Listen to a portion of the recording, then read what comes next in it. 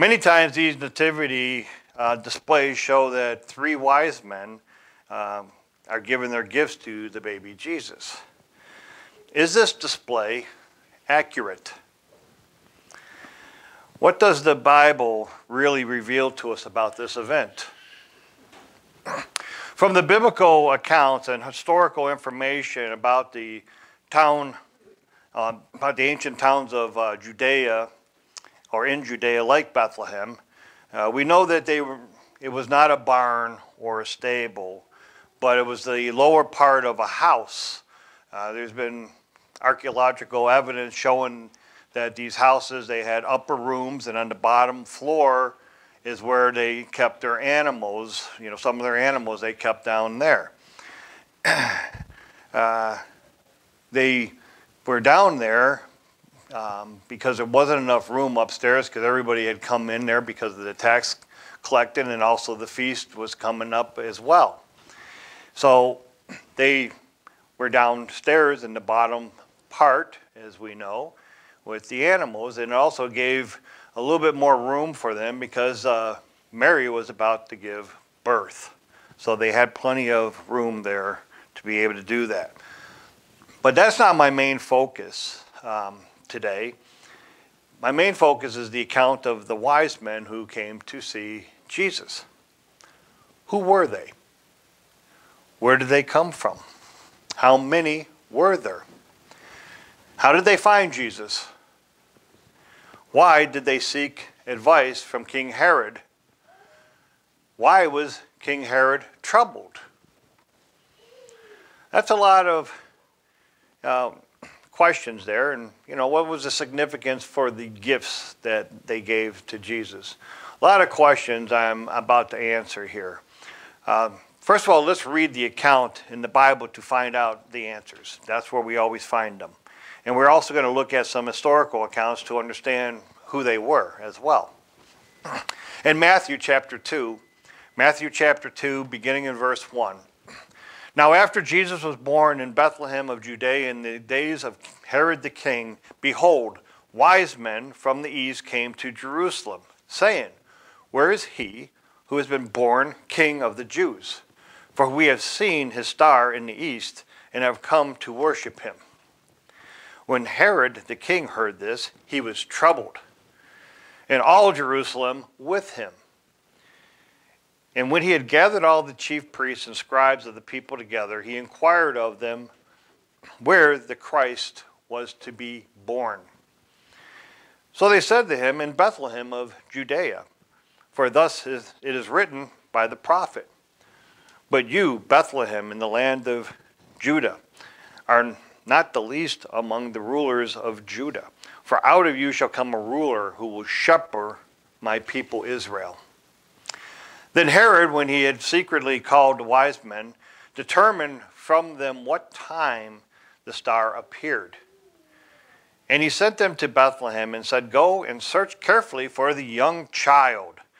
And when you have found him, bring back word to me that I may come and worship him also. When they heard the king, they departed, and behold, the star, which they had seen in the east, went before them, till it came and stood over where the young child was. When they saw the star, they rejoiced with exceedingly great joy. And when they had come into the house, they saw the young child with Mary his mother, and fell down to worship him. And when they had opened their treasures, they presented gifts to him, gold, frankincense, and myrrh. Then being divinely warned in a dream that they should not return to Herod, they departed for their own country another way. That is the biblical story right there, period.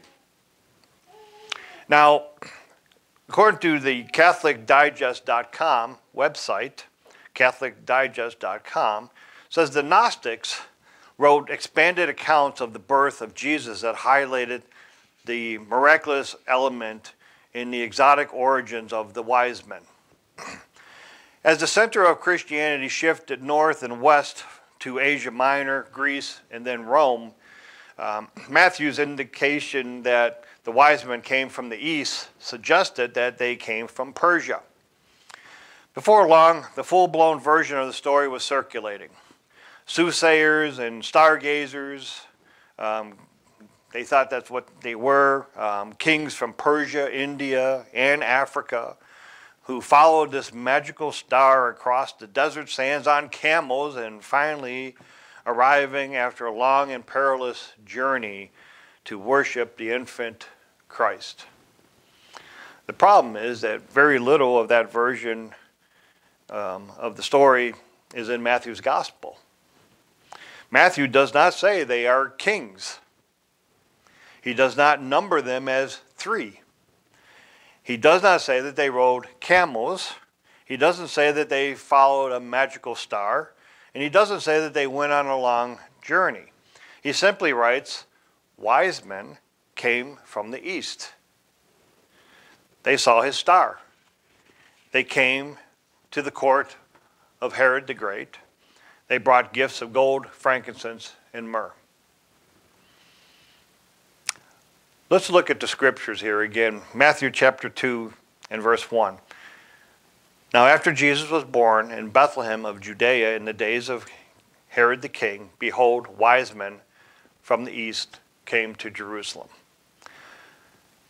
The word here, wise men, is the Greek word magos. M-A-G-O-S, magos. It's Strong's H7248 if you follow that kind of thing. It says of foreign origin, Magian, that is an Oriental scientist, by implication a magician, sorcerer, or a wise man. Thayer's dictionary, our definition says that it was a name that was given by the Babylonians or the Chaldeans, also the Medes and the Persians and others to wise men, teachers, priests, physicians, astrologers, seers, interpreters of dreams, augurs, soothsayers, sorcerers, etc., etc. So the wise men were known as magi, belonging to various educated classes. Our English word magician comes from the same root. But these wise men were not magicians in the modern sense of the sleight of hand performers. They were of noble birth, educated, wealthy, and influential. They were philosophers, the counselors of rulers, learned in all the wisdom of the ancient East. The wise men who came seeking the Christ child were not idolaters. They were upright men of integrity. They had apparently studied the Hebrew scriptures and found that there was a clear transcript of truth. In particular, the messianic prophecies of the Old Testament must have claimed their attention, and among these they found the words of Balaam, where it said, "A star shall come out of Jacob, a scepter shall rise out of Israel," which is Numbers chapter 24, verse 17. How many were there? And do we know their names?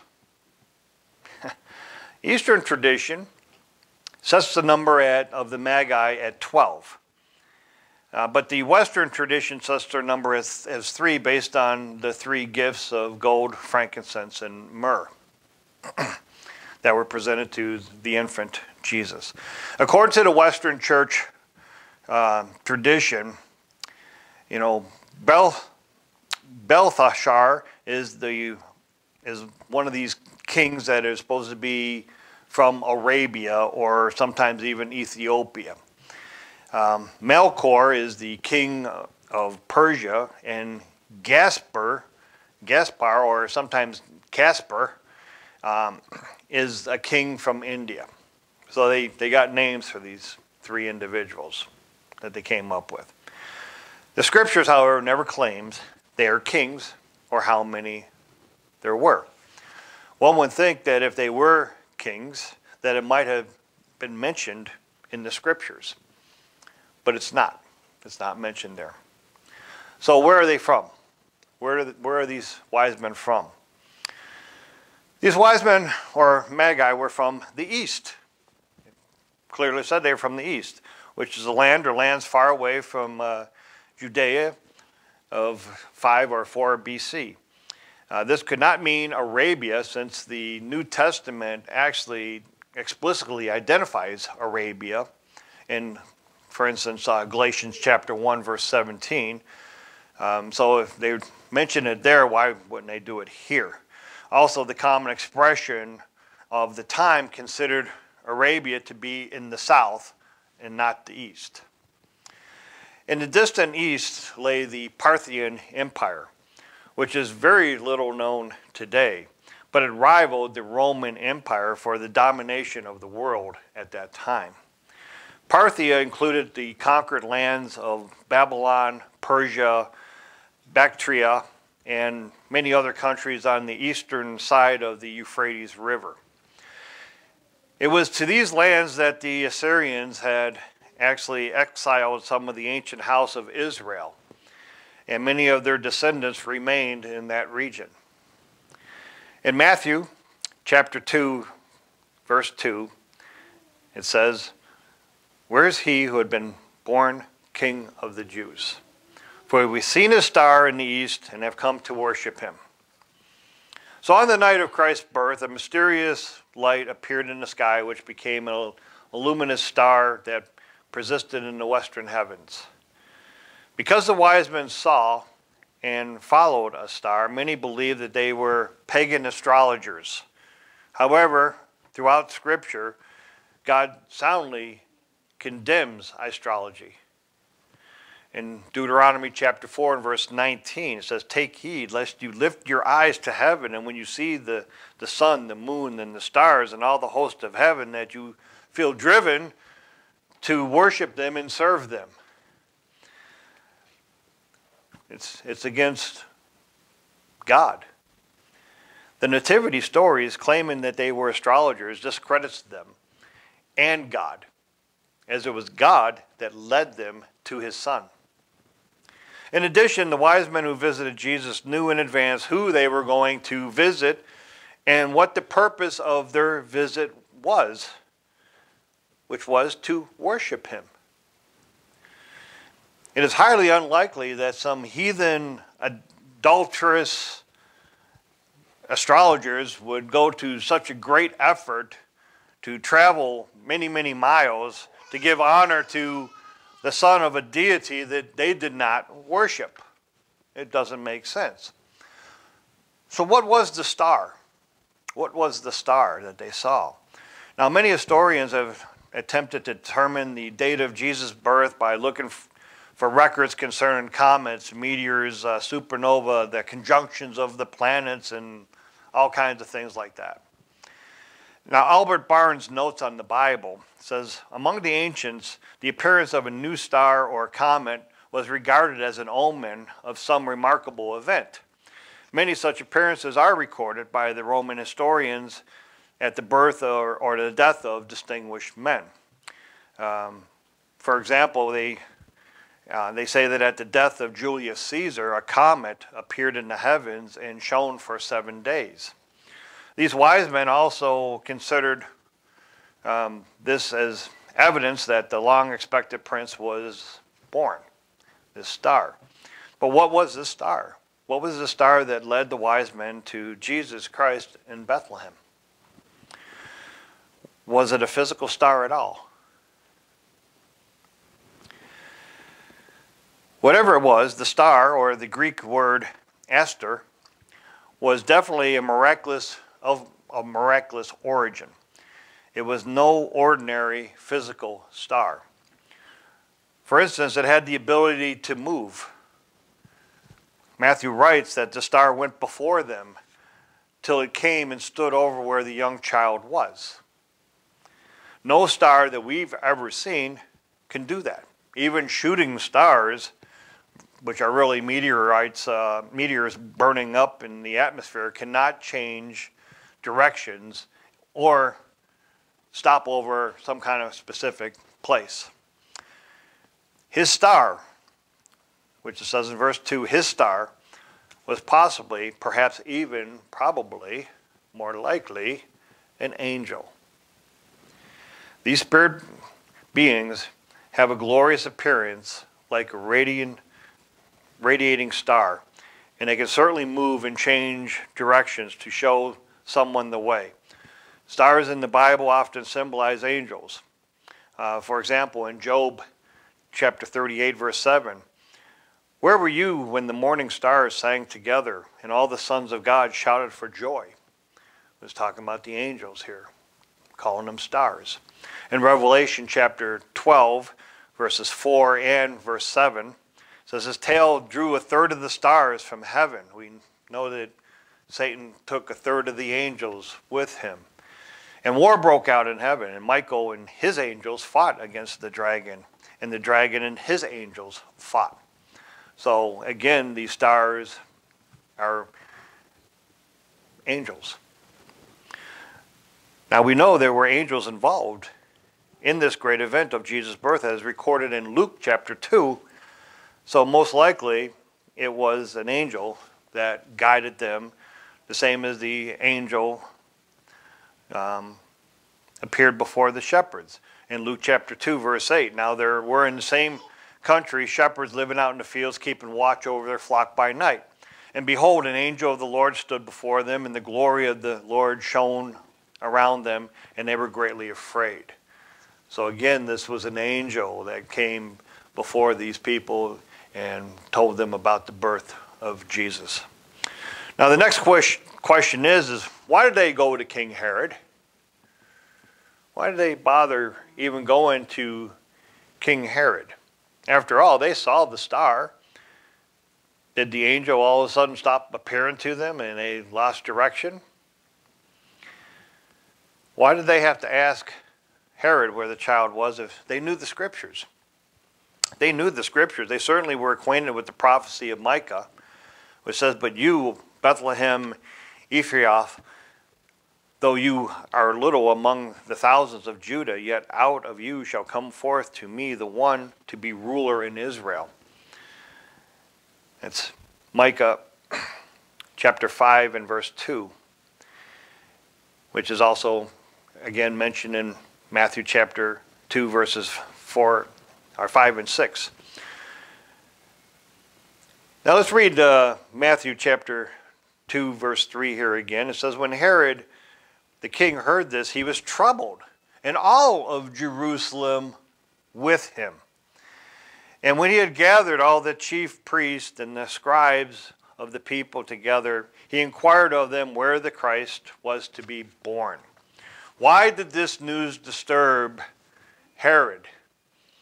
Now, other historical accounts attest to Herod's paranoia about being overthrown. He eliminated a lot of his people that he thought were going to try to overthrow him throughout his lifetime.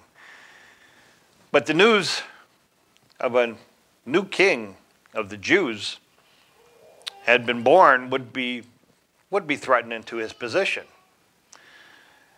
Herod obviously knew the traditions and the prophecies relating to the Messiah. And when he had gathered all the chief priests and the scribes and of the people together, he inquired of them where the Christ was to be born. He knew this. So they said to him, in Bethlehem of Judea. Again, Matthew chapter 2, verses 4 and 5. But there was more to him being troubled. A lot more to him being troubled. He wasn't just afraid of being overthrown by this new king of the Jews that was born. And it's also, it explains why the wise men went to King Herod and why he was troubled with all of Jerusalem with him. It's because of who these magi were, or who they were. Because he would be troubled, but why would all of Jerusalem be troubled with him at the sight of these magi? They were from the great empire of Parthia. The Parthians rose to power in around 250 BCE in and around the southern shores of the Caspian Sea. That was the very land into which the house of Israel had been taken captive by the Assyrians. For references, it's 2 Kings chapter 15, verse 29, also chapter 17, verse 23, and chapter 18, verse 11. Also, it's mentioned in 1 Chronicles chapter 5 and verse 26. The Parthian Empire and the surrounding areas included exiles from the lost 10 tribes of Israel, many of whom remained in the land of their captivity until around 226 CE, according to historical accounts. According to the article Magi in the Encyclopedia of Biblical, Theological, and Ecclesiastical Literature by John J. McClintock and James Strong, the ancient Magi could claim Abraham as their father. They traced their roots back to Abraham. They knew the Old Testament scriptures, but they also knew that their presence in the Roman-occupied area or territory of Judea would raise some concern. At the time of Jesus' birth, there was a fragile truce between the Parthian and Roman Empire. They fought many wars against each other, but there was a truce that was going on at that time. So these Magi, who may have, according to their Eastern tradition, may have numbered 12. And it kind of makes sense because they might have been representing the 12 tribes of Israel. But also, they would have been escorted by Parthian soldiers and probably some servants that came along with them. You know, these were important men. 3 men just didn't go out on a journey across the desert where there's thieves and everything else in the way. So these however many there was, whether it was 12 or whatever, they were guarded by Parthian soldiers, and there were servants that came. It was a whole big entourage. Something like that being seen coming across into Judea would have caused some alarm in the Roman Empire. And King Herod, at that time, he was in charge. He was personal friends with the emperor, and he was placed there in Judea as the ruler. It wasn't like until later where you had somebody like Pontius Pilate that was in charge. There was an actual governor from Rome. He was in charge. So they went to him, and he was troubled, and that is why everybody else would be troubled, because could this be, you know, a problem here with the Parthian Empire invading Roman territory when we have such a fragile truce? And Herod's position, if you know anything about history, was very fragile. You know, it was based on what was going on there. He always was trying to keep down rebellions and everything else because he didn't want to lose his position, which is what happened to his descendants. They lost control, and that's why they sent in a Roman governor to rule over the territory. So they would have been a big number, and it would have concerned Herod and Jerusalem at that time. So these Magi would have come before Herod to kind of explain their purposes for the presence in his land and to ease his concern. Everyone would have noticed their presence again. So in Matthew chapter 2, verse 7, then Herod, when he had secretly called the wise men, determined from them what time the star appeared.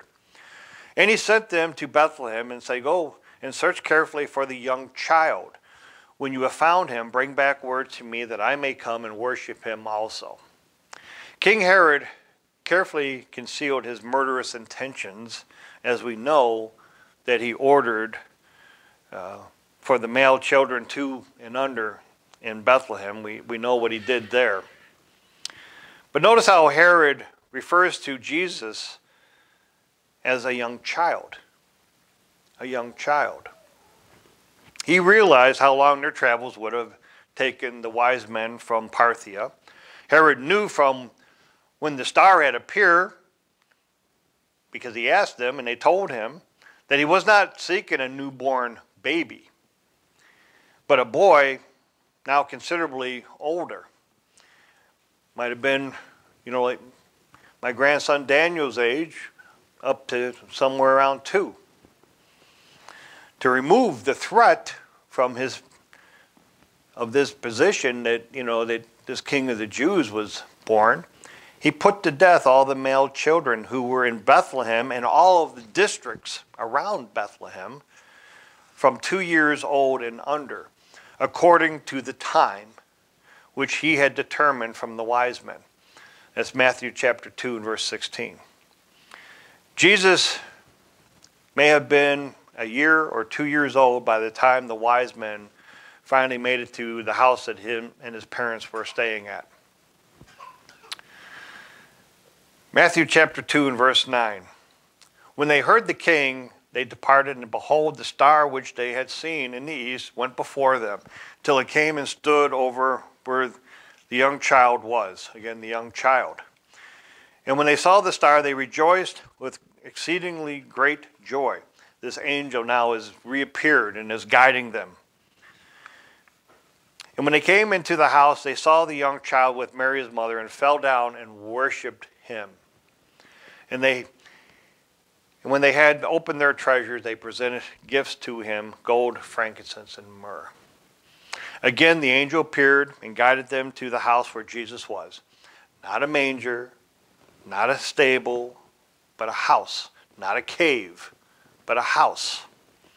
No shepherds, no animals, not the winter, as it would have affected their travel as well, so they didn't travel during the winter as well as not being, we know that Jesus wasn't born in the winter. It was not your typical nativity scene that you see displayed. Again, the scriptures refer to Jesus as a young child. These magi, they were not astrologers or sorcerers. As they bowed down and worshiped him, they knew who he was. And they brought gifts for him. They came to worship Jesus. What's the significance of the gifts? Well, gold is a gift for royalty. In this case, the chosen king of the Jews. And ultimately, the King of Kings and the Lord of Lords, who will rule over the entire earth. Revelation chapter 19, verse 16. Frankincense was an incense intimately connected with the priesthood and temple sacrifices. This gift foreshadows the fact that Jesus Christ would serve as our high priest and give himself as the perfect sacrifice to pay the penalty for the sins of all mankind. Again, you can refer to Hebrews chapter 4 and chapter 9, and also 1 Peter chapter 1, verses 18 through 19. Now, myrrh had a more somber symbolism. When a person died, this perfuming agent was wrapped with the body to help cover up the stench of death. Jesus' own body would be wrapped in linen with myrrh and aloes, according to John chapter 19, verses 39 and 40. In Mark chapter 15, verse 23, Jesus is offered wine with myrrh during his crucifixion because it was kind of like a painkiller at that time, that they would give that to help ease the pain, but he refused that.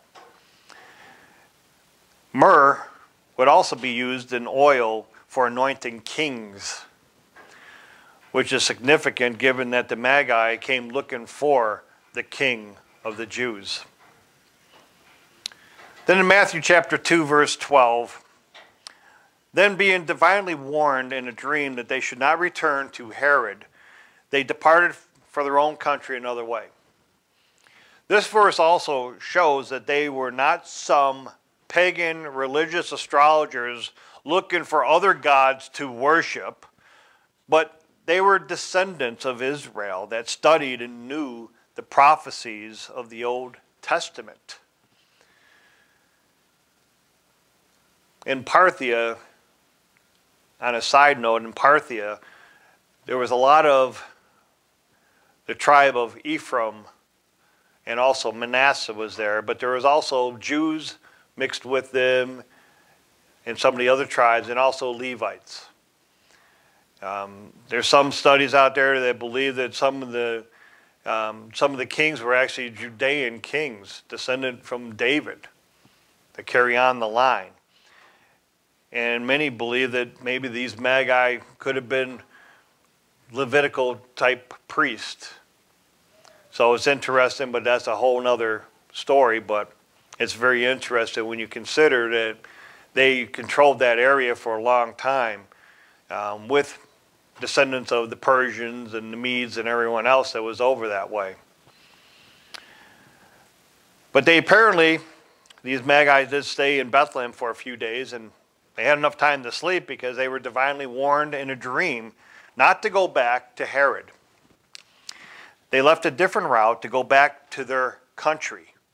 Not countries, as the stories are told that they come from different places, but back to their country of Parthia. That's where they went. Brethren, we need to be careful not to fall for the traditions of these nativity displays. The historical evidence backs up the Bible, and it always leads us to the truth.